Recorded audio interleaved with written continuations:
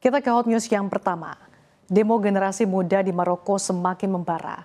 Demonstrasi yang diinisiasi kelompok bernama Gen Z 212 tersebut semakin manas setelah sejumlah aksi represif dilakukan aparat.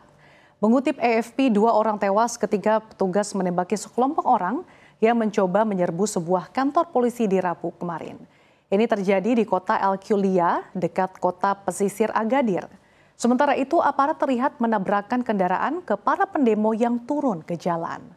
Setidaknya ada 2 potongan video yang viral dengan satu di wilayah Uja. Sebenarnya demonstrasi telah mengguncang Maroko selama beberapa hari. Kelompok Gen Z 212 merupakan sebuah kolektif yang baru dibentuk berdasarkan platform web Discord yang meneriakan buruknya sistem kesehatan dan rumah sakit di negara itu, pendidikan yang tidak layak, korupsi hingga mendesak Perdana Menteri Aziz Akanuch untuk mundur. Awalnya demo berlangsung damai namun kekerasan pecah di beberapa kota. Gen Z 212 yang menyatakan penyesalan atas kekerasan hari Selasa lalu menggambarkan diri mereka sebagai ruang diskusi yang berfokus pada isu-isu yang mengaruhi semua warga negara seperti kesehatan, pendidikan, dan pemberantasan korupsi.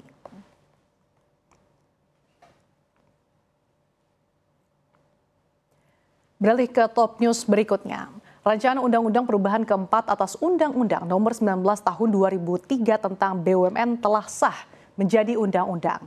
Keputusan tersebut telah ditetapkan dalam rapat sidang paripurna ke-6 masa persidangan 1 tahun sidang 2025-2026. Menteri Pendayagunaan Aparatur Negara dan Reformasi Birokrasi atau PAN-RB, Rini Widiantini mengatakan, tim pemerintah yang terdiri dari Kementerian Sekretariat Negara, Kementerian Hukum dan Kementerian Pendayagunaan Aparatur Negara dan Reformasi Birokrasi bersama dengan Komisi 6 DPR RI telah membahas berbagai pokok perubahan yang tertuang di dalam rancangan Undang-Undang tentang Perubahan keempat atas Undang-Undang Nomor 19 Tahun 2003 tentang BUMN.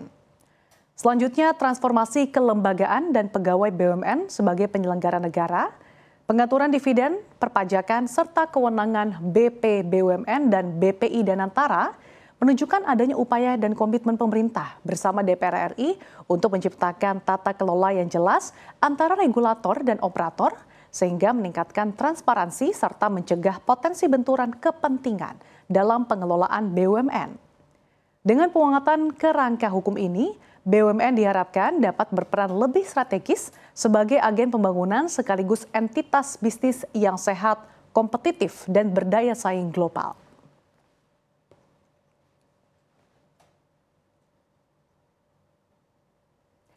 Bergeser ke informasi berikutnya, China resmi meluncurkan kategori baru Visa K pada 1 Oktober untuk menarik talenta muda asing di bidang sains dan teknologi.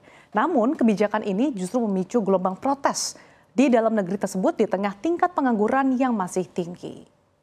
Diskusi soal Visa K mendominasi media sosial dengan lebih dari 500 juta tayangan hanya dalam 2 hari.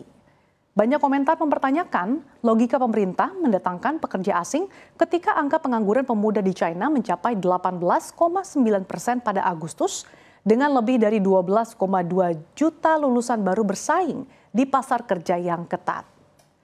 Visa K dirancang agar lulusan asing di bidang STEM dapat bekerja atau meneliti di China tanpa perlu sponsor pemberi kerja, dengan berbeda dengan skema visa H1B di Amerika Serikat. Namun persyaratan rinci belum diumumkan meski pejabat menyebut pelamar minimal harus bergelar sarjana dari universitas ternama. Sementara itu People's Daily, corong resmi Partai Komunis menyebut kebijakan ini merupakan langkah strategis negaranya. Meski begitu, resistensi publik mencerminkan meningkatnya sentimen nasionalis sekaligus keresahan pemuda terkait masa depan pekerjaan.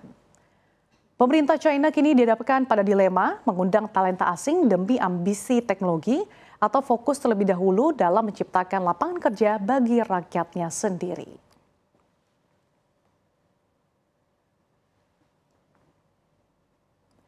Kita ke top news yang terakhir. Menanggapi isu kandungan etanol dalam produk BBM, Pertamina Patraniaga menegaskan bahwa hal ini merupakan praktik yang lazim di kalangan perusahaan migas dan berlaku secara internasional. PT Pertamina Patraniaga berkomitmen menjaga ketersediaan bahan bakar minyak atau BBM di seluruh wilayah Indonesia termasuk dengan membuka kolaborasi bersama SPBU swasta untuk memastikan layanan energi kepada masyarakat tetap terjamin. Terkait kolaborasi dengan badan usaha swasta, Pertamina Patraniaga juga menekankan pentingnya ruang negosiasi yang saling menghormati prosedur internal masing-masing pihak. Sinergi ini diharapkan dapat memperkuat sistem layanan energi nasional secara menyeluruh demi masyarakat. Sebelumnya, Wakil Direktur Utama Pertamina Patraniaga Ahmad Muhtasyar mengungkapkan, salah satu yang menjadi kendala dalam kolaborasi pembelian BBM dengan pihak swasta adalah karena kandungan etanol pada BBM murni atau base fuel milik Pertamina.